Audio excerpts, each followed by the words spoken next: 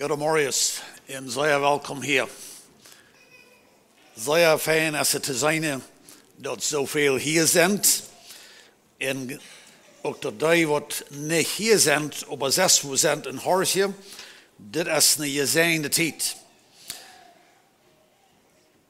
Persoonlijk vrij ik me en ik taal ons als zeer bevredigd dat we kunnen deze gelegenheid hebben. We als Plattdeutsche Lied, we zijn waarschijnlijk alle meer of weniger dit wat opgewassen dat een kerkelijk leven is een normale leven. Krijgen don't dus we zeer met aan zijn geweest, of niet zo zeer met aan, maar irgendwo dat is ons niet een vreemde zaak. De beelden wat we hier groot zagen, Lied wat geholpen wordt in andere landen, dat weet we voets, bij deze dingen alle waarschijnlijk veel anders. En zo dank voor God daarvoor. Ik vrij me dat we deze gelegenheid hebben. En ik wens dat je kunnen alle van de oude je loten zijn. Ik wens dat je niet durft je zetten en zo denken, oh, ik wil een beetje toehouden, ik wil een beetje afweren. Vielleicht is dit laatst niet mogelijk waarheid wat hier gereed wordt. En dat moet je ook kunnen zeggen, dat we ziet zonder zorg, wanneer ik ook nog even verzocht wordt, oorrechten te leren. En maar ik wil bloos krijg dat uitbrengen wat de Bijbel ons leert. En dat is een goede gelegenheid. Vandaag is ons thema, ons thema neem ik uit Lucas het 7e kapitel. We worden meest plus in Lucas het 7e kapitel zijn vandaag. Maar ik neem dat thema, ik naam dat thema zo dit. Zo wanneer de vrouw is, wat is dat thema? Dan naast dat thema in oorrechte wijs van rechten. Wanneer ik dat woord rechten gebruik, dan wil ik een schwinnen beetje zeggen, wat ik dan nu im zin heb. Dat is niet dat we einfach mensen rechten als in de eeuwigheid zijn. Maar dat op zo'n wagen, vielleicht moest je zeggen, dat ik schatst hem zo dit af. Maar wat ik meine dan met de rechten is deze wijs. En dat is dat we alle in wijs, en ik naam dat van de rechten, maar wanneer ik die trafen do, oder du hast mij getroffen, oder wie weet je dat hier is een frisse man of vrouw, als van de, in de kerk ben, oder ik had hem im stoel getroffen, dan hebben we in ons een wessen niche, wer is dat? En dan, wanneer ik er een beetje antwoorde, dat is vielleicht mijn vriend zijn broeder, dan merk ik aan mij, dan recht ik hem. Niet, nu verstoot me raar, ik recht hem niet als de nu, noem hemel of een halfheid, maar nu mag ik een noemen of ik stampel hem. Ik wist niet wat voor woord ik moest gebruiken, maar ik gebruikte het woord rechten. Manchmal kan ik zeggen, wie stampelen een persoon. Du en ik doen dit. Ik leef niet tot en waar waarom is. Want wie van de zijn, en van de hebben we hier ja's, welkom hier al je ja's. Maar wanneer we zijn een vreemde persoon wanneer komen, dan checken we naar die persoon.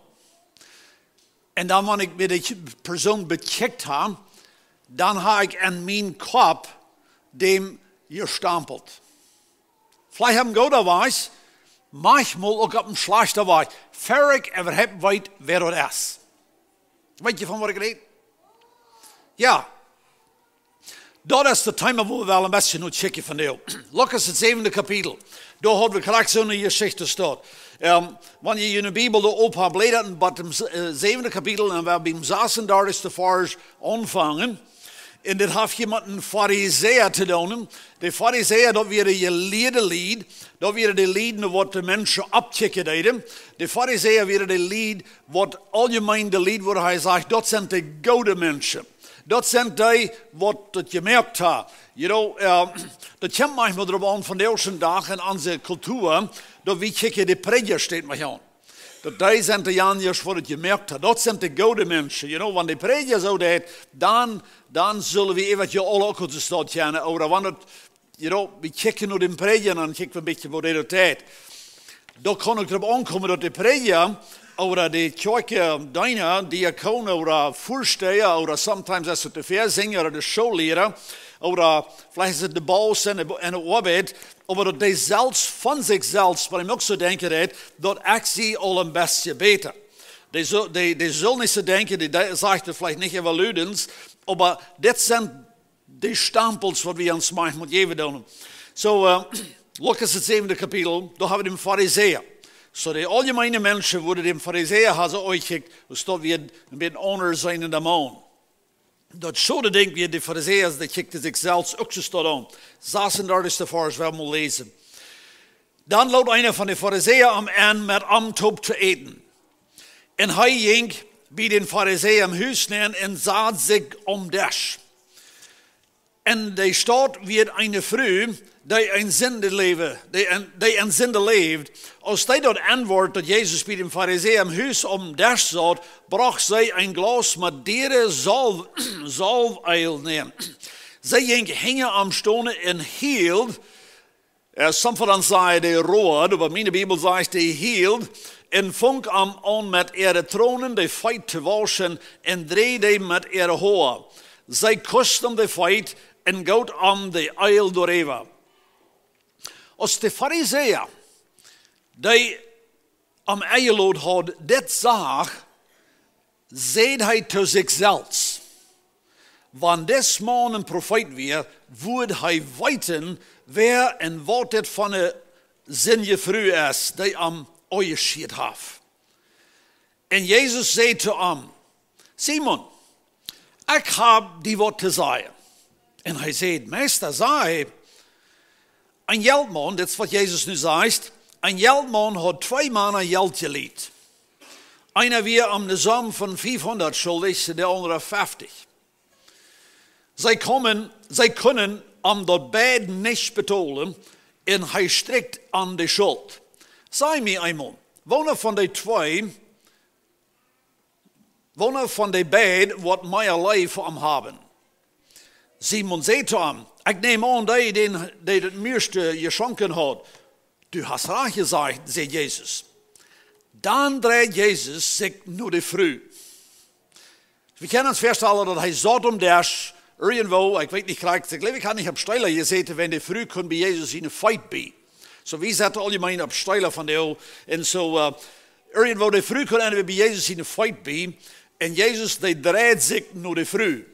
Irgendwo, hij moest zich anders de hand zetten, en dan zegt de 45e vers, dan draait Jezus zich naar de vrouw en zei te Simon. Hij reed naar hem te Simon, en dan vraagt hij Simon, zitst u deze vrouw? Ik kwam bij die im huis neer, en du geeft mij niet water, de feit te waschen. Zij overhaf bij de feit met ihre tronen gewaschen en met ihre haar op den kop gedreigd. Du hast mij geen kus gegeven, aber deze vrouw heeft vandaan als ik kwam niet nooit gegeven mijn feit te kussen. Du hast mij niet eil op den kop gegoten, aber deze vrouw heeft mij schijnrekkende eil over de feit gegoten. Doorwegen zei ik te die, zijn veel zin vergeeft. Doorwegen is leven zo groot, wils wem man weinig vergeeft, dem zijn leven is ook zoveel weniger. En Jezus zei te haar, die zijn die zinde vergeeft. Die met am top om des zaten, vangen dan aan zichzelf te zeggen, wer is dit, die sogar zinde vergeven deed? Dan zei Jezus te de vrouw, du bist durch den Glaube gered, go in vrede. Ik heb een beetje aanhouden, waar we beden. Waar we ons opneigen te beden. Vader, we danken die van jou dat we kunnen in je geschichte lezen in de Bijbel wat du doet. Dankzij dat we van jou deze gelegenheid hebben en deze gemeenschap op te zijn en hoortje naar die woord. God, ik bid dat u van jou was te mij en te ons alle reden. Ik bid dat ik zelfs vanuit de steg stoppen, dat die woord kan van jou in onze harten onscheren. God, ik bid voor iedereen wat van jou hier hoortje deed. Red zu ons hart. Help ons de boodschap persoonlijk te krijgen. Help ons dat te verstaan. En help ons dat te leren wat we leren zullen. God, we willen jaren. We willen jaren dat je aan je zijn wem du aangenomen hast. En wem du leiden kost. Ik bid, Heer, was du met die geest. Maak ons schaffen. Merk deren op wat thuisgesloten zijn. Harten wat touw zijn. Merk harten wat op zijn nog weken. help ons meer dort te zijn wat du was haar. Jezus, we beden dit in die noemen. Amen. Lukas het 7e kapitel, zoals we groot lezen staan, deze 15 vers. Hier zijn ganz klar 2 mensen. Okay? Dat hebben we leicht kunnen verstaan. En deze 2 mensen zijn ganz klar 2 verschillende instellingen. De ene, die had al een kritische instelling en die zei to zichzelf, am 31. vers, dat wanneer deze man een profeet werd, dan wordt hij dit weten. Die had de instelling, weer de kritische instelling. De andere persoon, die had een andere instelling over dezelfde man. En die kwam naar de man, en de man wie Jezus, en zij rood bij zijn feit. Dat is weer de 38. vers. We hebben nog een vergelijkenis hier. En dat is, dat einer, dat zegt im 36. vers, dat weer de fariseer.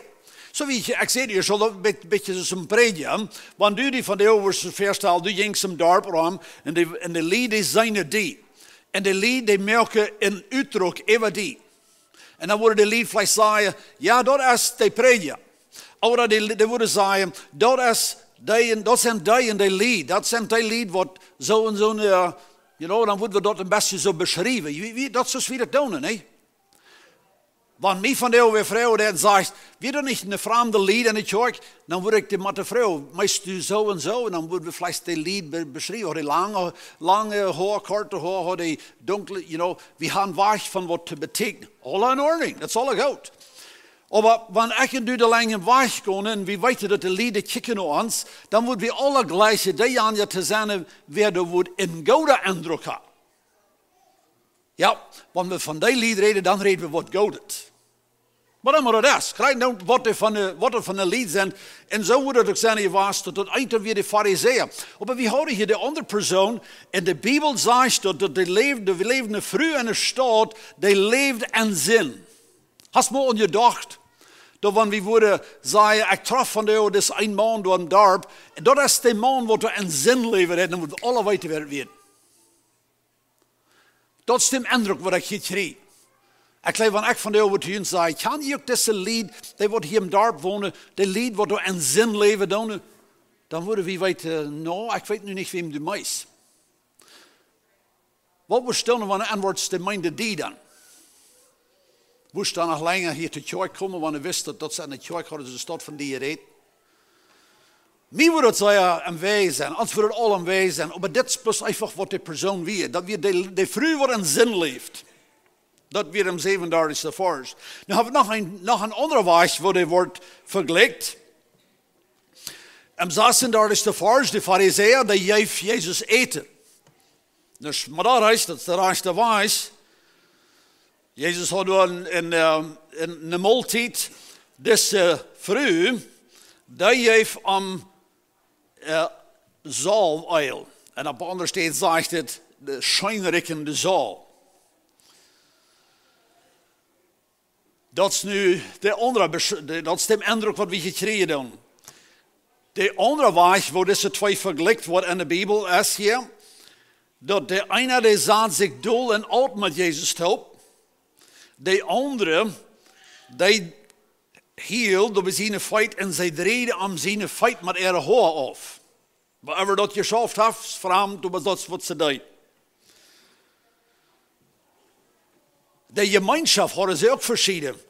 De ene die zat met hem op om dash. De andere die zegt het, die schiet hem aan.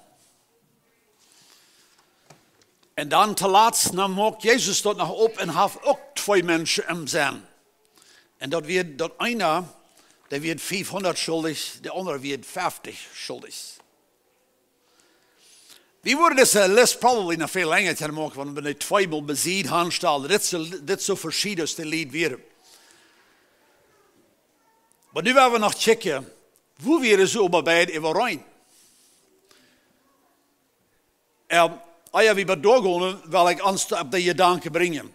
We zijn alle zoveel menselijk, dat we, door de karakters we dan nu groot zijn, we vergelijken mensen. Ik geloof niet dat door ramjet. Ik geloof dat ze het leven einfach schaft. En over het zeer weggezegd dat we mensen verstaan op een rechte wijze te vergelijken. Wenn aber anders steht im Korintherbrief, da sagt es klar, dass wenn wir uns sich vergleichen, dass das es nicht weiß. Wir sollen das nicht tun an dem Weg, dass wir uns dann nu einfach den stempeln, dass dit sind die und jans sind die, oder so steht. Aber wir sind einfach verschieden und das merkt das Leben viel wert. Aber wo wir uns, besonders als Christen, uns entewigen ist, dass wir nicht irgendwem stempeln, auf dem Arsch der Weiß. Auf dem Ende von dieser Geschichte, dann merken wir dort, dass an Jesus in den Augen, dann wird hier die Stemplerie, die die Menschen haben, wird einfach sehr arg. Sehr arg. Und das ist, glaube ich, was Jesus hier versucht rüberzubringen. Jesus, die traf voets aan een paar dingen aan. Deze twee personen, die werden beide schuldig. Einer wird 50, der andere wird 500. Ja, das wird verschieden, aber die werden beide überein. Sie werden beide schuldig. Wenn wir von der worden, das vergeht sich vielleicht meist ein bisschen kindisch, aber wenn wir von der worden fragen, wer von uns hat alle Schuld? Eine Bank.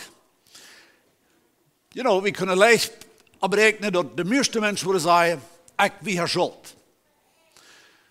Dan worden ze alle ongeveer op hetzelfde steen gaan stellen. Wie worden vielleicht gerne kijken hoeveel, dat wordt gerne niet overeen zijn. Maar de ding is, we zijn beide schuldig. Dat interessante ding is dat we dat op hemzelfde man schuldig. Beide hemzelfde man. Dat nog dat andere ding, waar het ook even reinmerken dat wird, dat ze kunnen beide niet betalen. Sei er even rein. Sei er even rein. Van God te bezinnen. Sei er even rein.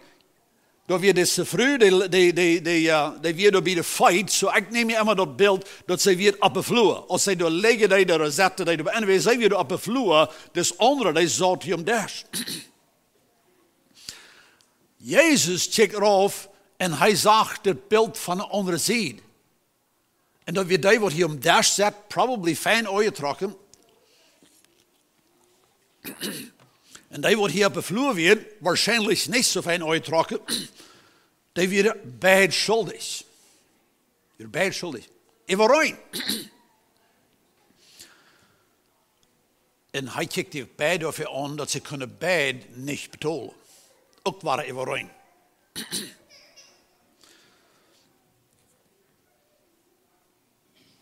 De grote vrouw, wat Jezus dem Simon hier stellen deed, is, wonen van de beide wordt totaal te gleiche. We hebben een kleine beetje nog eenmaal een beetje bekijken. Wat ging hier aan? Zo, am 45. vers, dat is waar Jezus dessen Simon dichtbij komen deed. En dat zegt, hast u de vrouw gezien? Nou, of course, hij had je gezien.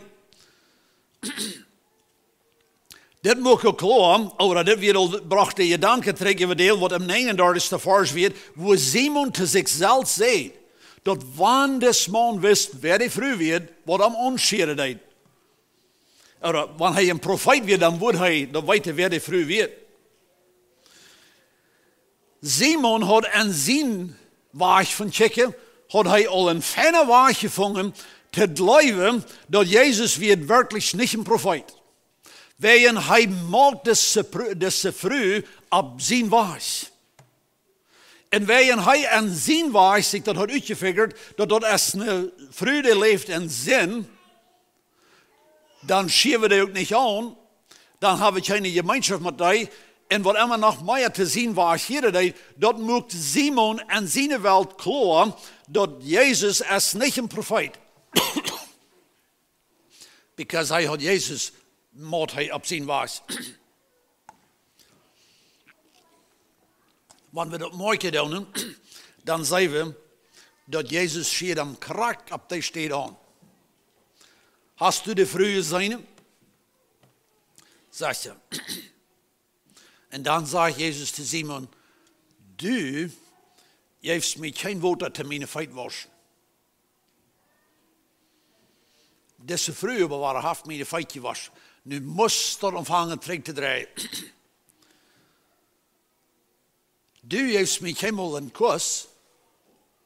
Deze vrouw die heeft mijn voeten gekust. Du hast mir nicht mal scheinreich in der Saal gegeben, dass sie früher waren, hat meine Feit eingesalbt. Mag ik weer op wat Jezus zei? Simon had dort nog gezeten en gedacht dat hij weer een betere mens. Maar langzaam, wanneer hij vraagt op aan Simon, wie weet dat niet, maar wanneer hij vraagt op aan Simon, dan vangt Simon aan te zijn dat zijn schuld wordt immer hasser en hasser en hasser.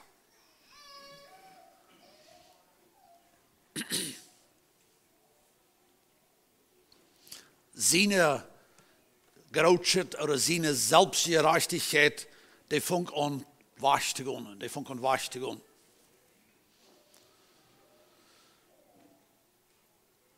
Am 47. vers, daar hebben we immer dat woord doorwegen. Zo zit dat Plattdeutsch. Doorwegen, zei ik die. Wo wegen? Wenn Jezus checkt het ding van een andere richting aan. Doorwegen, zei ik die. Zijn veel zonde vergeeft. Hebben we maar even gedacht. Was ik dit wat hij gehoord en Simon zijn oren, dat die vrouw wat er bevlogen werd, dat die weer veel zonde vergeeft. Weet je wat? De hoofdgedanke van de boodschap van Deo, die is dit. We hebben alle en ons ook wat van Simon. We hebben alle met dit te schaffen, dat we veilen, we zijn nog een beetje goed. We zeggen dat niet even luid, we houden dat voor onszelf, maar we zijn alle met dem Simon zijn zaken gepleegd. En jedes Mal, wanneer ons op die staat wat onscheren deed, dan had u een tussen twee dingen te entscheiden. En dat is, als ik dat blijven wil, of als ik door jij schaffen doe. Dit was u waarschijnlijk de laatste week mij eenmaal bijeen hebben, vielleicht ohne dat we daar even gedacht hebben. Dat kan ook zijn dat u en ik de worden van deel worden morgen in de nächste aflevering, waar we dit ook inwoorden, vielleicht durch ons partner, vielleicht durch ons vriend, dat we met hem schaffen doen, op irgendein weg wordt het aan ons ook worden nagebracht, dat u en ik dat worden inwoorden, zelf, dat ik zie wel niet ganz zo goed als ik dacht. Weet je van wat ik red? Dan zegt mijn vrouw wat, en dan word ik aan, oh, zij leeft, dat is niet ganz zo goed als ik dacht dat het werd. Met mezelf, of mijn partner, of die man. We zijn ziemlich bekend, waar we dan tegenaan denken dan. Dat is een zeer bekende zaak in ons leven. Dit zijn de dingen wat we alle dag waarschijnlijk schaffen doen. En dan ga ik manchmal, wanneer ik nu van mezelf rede, wanneer mij weer gezegd heb, irgendwo, vielleicht nicht mal mit schlechte Werte, aber er hat das ab irgendwelche Verdeel gebracht, dat ik dat antwoord, dat met Ronald Kornelsen is dat niet zo goed, als ik dacht dat het werd. Dan ga ik geloof je weten van wat ik red, maar dan ga ik werkelijk tijden, waar ik zo denk, dat die mens, die redt niet goed. Ik heb werkelijk een hele oorzaak van die beleidigd te zijn, wegen Jana wat hij gezegd heeft. Ik laat mijn kop hangen.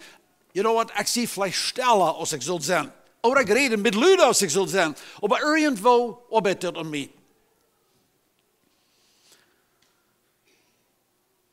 Wanneer du wirst zum Stuhl kommen, oder bij de bank, wo immer du Schuld hast, en dan wordt de banker zeggen, door, oder wem immer du schuldig bist, du sagst, dit is deine Schuld hier bij ons. En dan wirst du zeggen, dat weer een hechere soul als du dacht.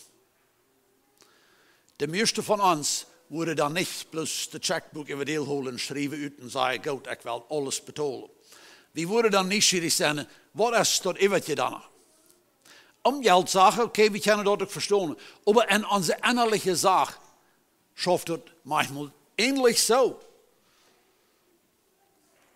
Jeder einer van jullie, ik zie me dat zeer zeggen, want ik vertel vrouw, wer van jullie leeft, dat hij is ook een persoon met schuld en fehler, wie worden alle de hand opheven. Daarom zullen we beide hangen opheven, wenn doodsprecies wie zijn. Maar dan stopt er eenmaal weer zacht, en dan zijn we in trouble. Dus Fariseer, Simon, kon dat wat zijn ook een Plattdeutsch was. Kon dat mijn broeder was, of even ik zelfs, wenn hij had zich dat alle eeuwen getaald, wo slecht dat met deze vrouw werd. En zo hij had zich dat alle raas eeuwen getaald en zien hem zijn. Jezus wil dit Fariseer maar doorbrengen dat hij zal dat erkennen dat hij weer ook veel schuldig.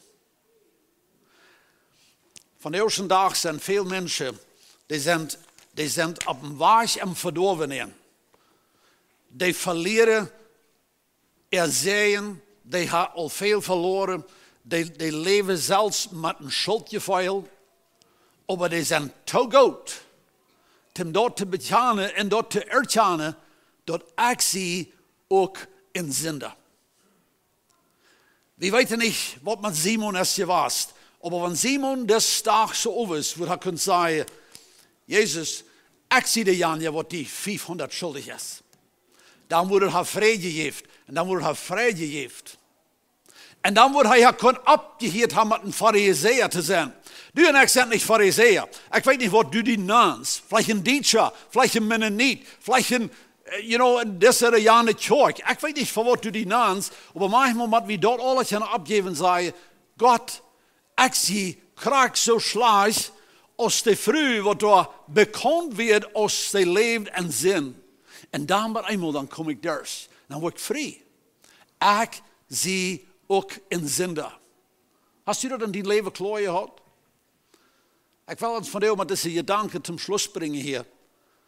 Hast u een tijd in die leven gehad waar u dat erkennen deed? Ik zie in zonde. Dan kan Jezus voor eenmaal fijn nemen en betonen dat alle. Maar wanneer ik niet in slechte zonde zie, ik heb bloos een beste zin, even zie ik nog een halfweg oude persoon, dat je het niet schuld te verrekenen. Maar ik naar de bank kom en ik zei tegen de bank, ik weet, ik zie hier wat schuldig, maar dat is niet veel. En dan zegt de bank, ja, du bent hier veel schuldig. Dat helpt me niet. Ik moet even op het oog komen zeggen, ik zie alles schuldig. En dan ben eenmaal hebben verrekenen. Dit is voor Jezus, mij en die waarschijnlijk ook wel ha. Dat u en ik kunnen zeggen, ik zie ook zo'n wat veel schuldig is. En nu nog ganz te laat. En dan krijgen we vergeving. En dan worden we am zeer gleichen. Zo die van ons worden klaar. Ja, ik heb mijn schuld. Ik heb vergeving gekregen. Manchmal komt er nu nog erop aan dat we ze denken, maar mij wil je niet veel te vergeven. Ik wil je einfach nog een halfweg oude persoon.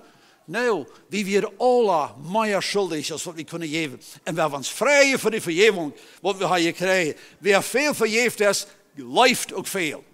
En zo werden we ons helemaal schonen, waar we de toestonden, wie werden onheilig würdig te betonen.